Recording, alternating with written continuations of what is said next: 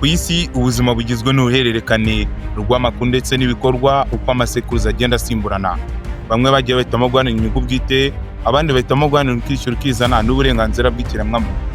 Gusa n'ubwo ibi byose byagiye bibaho mu masekuruza atandukanye, mu bihe bitandukanye abantu batangiye gutekereza ko hashobora kuba hari imbaraga zidasanzwe, ndetse bashaka n'uburyo ki barema ihuriro n'izo mbaraga zidasanzwe. Nk'umusaruro w'ibyo ngibyo, abantu bakomeje gutera imbere mu bijyanye na teolojiya, ubumenyamana. Hanyuma ahagana mu kinyejana cya 7 nibwo abantu bamwe biyemeje gushinga amatorero atandukanye. Ahangaha niho havuye ishingwa rya Kiliziya Gatolika. Iyi Kiliziya Gatolika ku itangiriro yari ifite icyicaro i Roma mu gihugu cy'Ubutaliyani, hanyuma iza kugenda ikwirakwira mu bindi bihugu bitandukanye nk'Ubwongereza, Ubudagi ndetse n'Ubufaransa.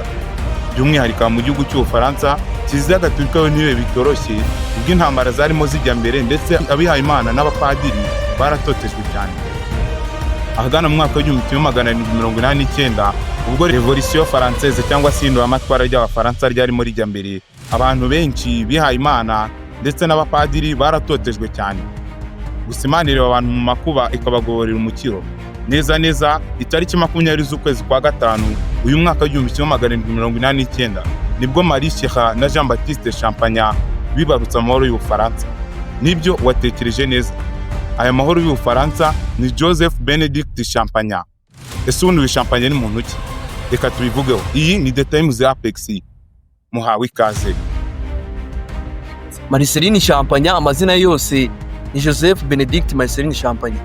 Yavutse ku itariki 20 z'ukwezi kwa gatanu 1789. Ahangaha French Revolution cyangwa se impinduramatwara z'Abafaransa zarimo ziba. Ibi bitari byoroshye abe na gato. Akimara kuvuka yavutse ari umwana wa 9, no kuvuga ko mu Kinyarwanda twamwitanya byenda. Mu bana 10 bavukanye ntabwo ariko bose bakuze cyane ko ubuzima butari bworoshye abe na gato. Ise yakoraga muri politique locale, no kuvuga ko muri iki gihe twamujyanye n'uzi umudugudu. Ahangaha ni naho bavanaga amaramuko, kubera ko nyina we yitaga ku bintu by'iyobokamana cyane, bityo imirimo yo mu rugo ntabwo yakoraga myinshi cyane. Yarakuze agize imyaka 9 yatangiye ishuri, atangirira mu buzima butoroshye. Agize imyaka 11 yaratunguye kubona umurezi umwe mu bamureraga ahaguruka agakubita umunyeshuri urushyi. Ibi ngibi byaramutunguye cyane, kubona umurezi nkaho yareze umunyeshuri kugira ngo azave umuntu w'umugabo ahaguruka agashimishwa no kubita umunyeshuri. Ibintu byamubaje cyane ndetse bimuviramo kuva mu ishuri. Yavuye mu ishuri ajya iwabo mu rugo, agafasha iwabo imirimo yo mu rugo, cyane ko bibandaga ku mirimo y'ubuhinzi. Agize imyaka 14 agize igitekerezo cyo kujya kwiga seminari, cyane ko afite umuhamagaro. Yagize amahirwe atangira seminari ahitwa Ivrière. Akigerayo ubuzima ntabwo mwamworoheye abe na gato.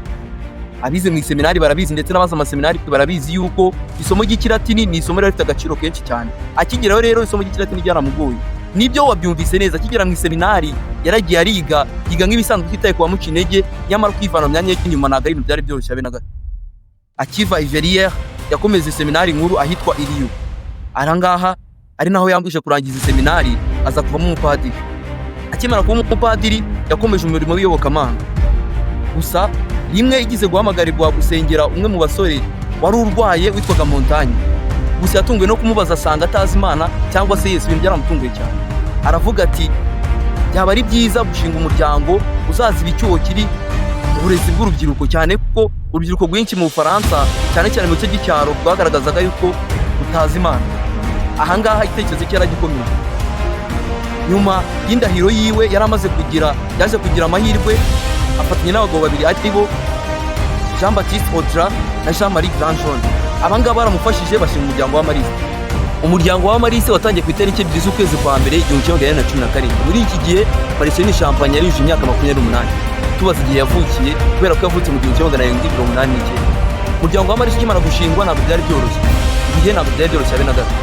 Muri École de Sciences by'Imana na kimwe mu bigo by'abamariste, byumva abanyeshuri bamwe bavuga bati gendira muri Lavara, abandi bati gendira muri Ermitage. Nyamara abenshi muri twe ntabwo tuzi isobanuro ryaho. Nibyo wabyumvise neza, Ermitage ni inyubako. Iyi nyubako yubatswe n'abamariste ubwabo, cyane ko ibiye kurindi aribo bagigerekeragaho. Uribuka twe twababwiye ngo umuryango wa Marie ukimara gushingwa ntabwo bwari bworoshye. Niyo mpamvu bahisemo kwiyubakira inyubako bazajyaga basengeramo ndetse bagakura ku bijyanye n'umwuka. Lavaraho n'intangiriro y'umuryango wa Mariste. Ahangaha ni agace kegeranye na Saint-Etienne, agace kamenyekane cyane mu Bufaransa. Cyo gisobanuro cya Lavara. Umuryango wa Mariste ukimara gushingwa waje kwemerwa na leta. ukimara kwemerwa na leta warasakaye ku isi hose. Ubuzima bwa Marcelin Champagne hari amagambo menshi yagiye avuga tumwigiraho byinshi ndetse dufata nk'amahame mu buzima bwacu. Hari mwe yagize kuvuga ati if you want to teach children you have to love them and love them equally. Ibi bisobanuye ko igihe cyose ushaka kwigisha urubyiruko ugomba kurukunda ndetse ukarukunda mu buryo bungana. Umuryango wa Mariste waramamaye bidatinze wageze mu Rwanda. Birashimishije cyane kumva ko umuryango wa Mariste watangiriye neza mu murenge wa Byimana no gukomera. Aha ngaha ni rwo rugo rwa Mariste rwashinzwe bwa mbere.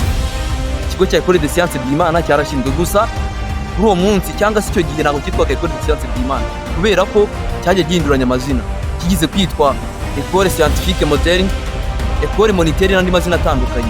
Kugeza aka kanya mwaka wa 2025 tumaze kugira amazina agera kuri 4.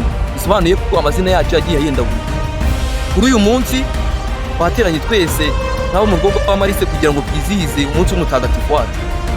Mutagatifu Marcelin Champagne yapfuye ku itariki 6 z'ukwezi kwa gatandatu 1940. Muri iki gihe abafurere Mariste bandi bagenzi be bari muri chapelle baririmba indirimbo ya Salve Regina, abakatolike benshi murayizi. Yaje gupfa afite imyaka 51.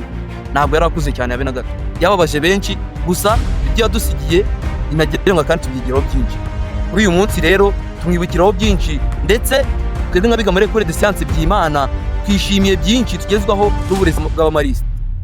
Uburezi bwabo ninagereranye mu gutsinda bahora ku isonga cyane ko imwe mu mategeko abaranga rivuga gukora ikintu cyose ukagikora ahantu nyaho, ukagikora n'umuntu nyawe ndetse ukagikora mu gihe cya nyacyo igenga baho ndetse bikabafasha gutsinda buri munsi.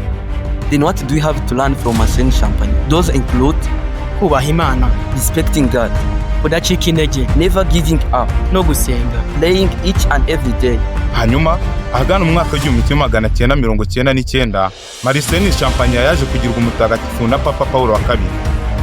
Marcelin Champagne yigishije abantu bose gukunda Imana, Yezu ndetse na Mariya.